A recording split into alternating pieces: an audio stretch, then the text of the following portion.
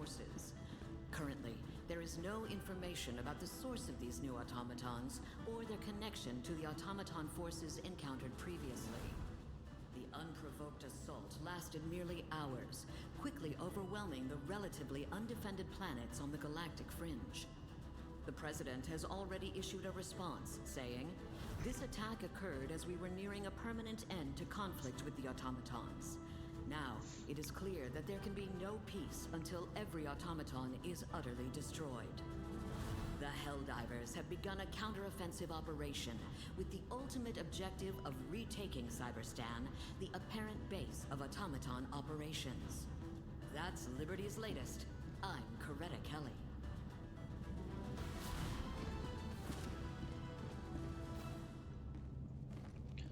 Alright, Helldivers, let's talk about bots.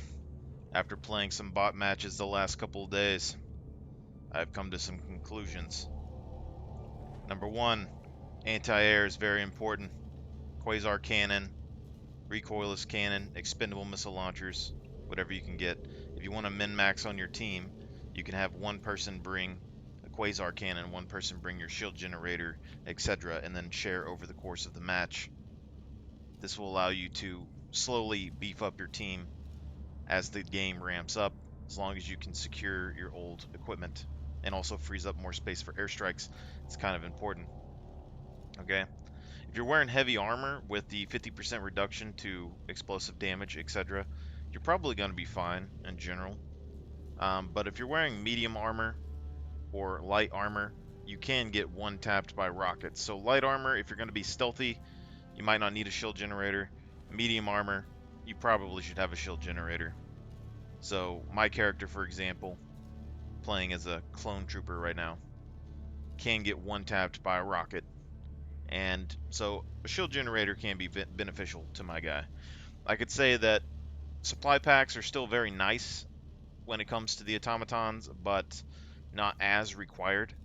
I would say that, if someone's going to bring a supply pack, it'll have one guy do it, and then that would be your second quasar cannon shooter guy. So you just toss him a quasar cannon, and then he can have his backpack to restock if you have like a recoilless rifle or anything like that. But airstrikes seem to be pretty important when it comes to the automatons. You need to be able to take out the air, the reinforcements, and you need to be able to take out the bases and buildings pretty quickly. So airstrikes and spreading the load of the equipment in between your group will pretty much, save you some hassle and some time early game.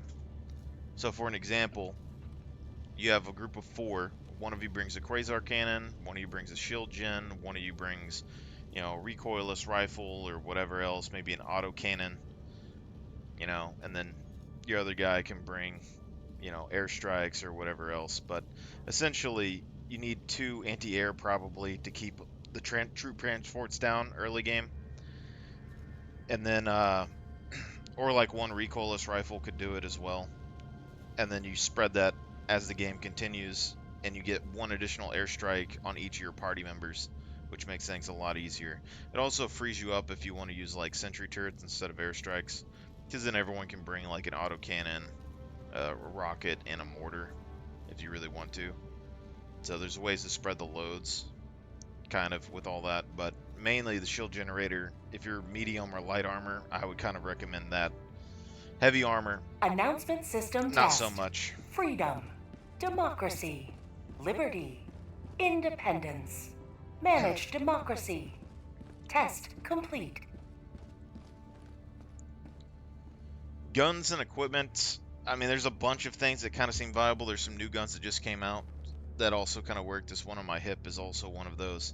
So it's not the best, it's not the worst. I know that people kind of talk crap about this marksman rifle, but what I can give it credit for is if you put it on full auto and you're got some armor that helps with recoil, like a medium or a heavy armor that helps with recoil, it isn't that bad to manage when you're activating the armor. But it can shoot long distances still.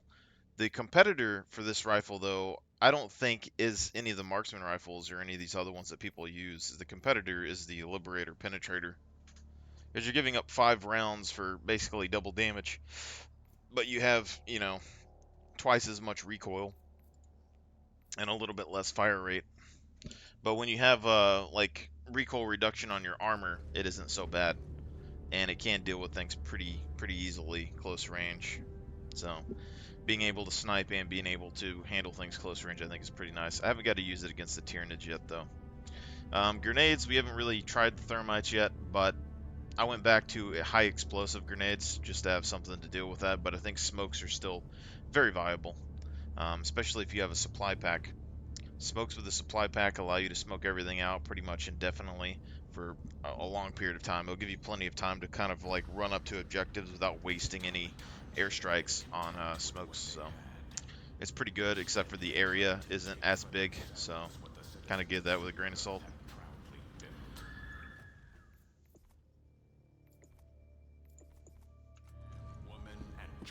There are also some new upgrades and things as well, so I need to check this out. I don't think there's any majorly new stratagems that you could use, but there are a bunch of these. So, support weapons with maximum magazines. Orbital barrage, different cooldown. Decreased spread by 15%. Iffy on that, I don't know.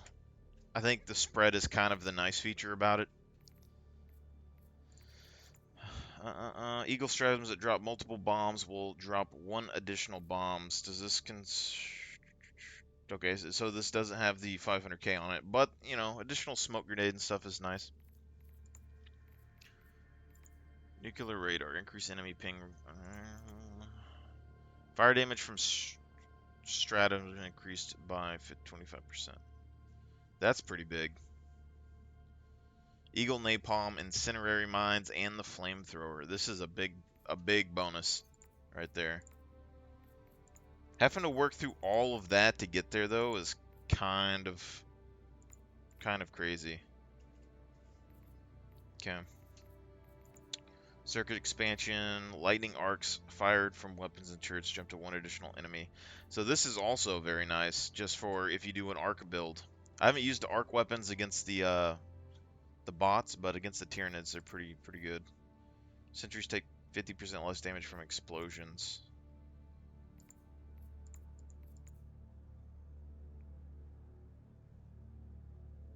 They changed this. 100-second reduction in call-in time for all sentry stratagems.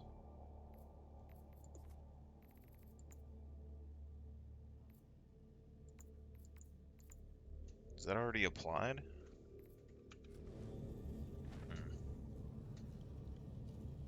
Alright, let's test that out. We're going to hop into a match though, but hopefully this kind of helps you with some of your stuff. I would say just the anti-air is a big deal because the automatons get their reinforcements by the air. So as long as you can destroy all of the aircraft coming in, you drastically reduce their numbers.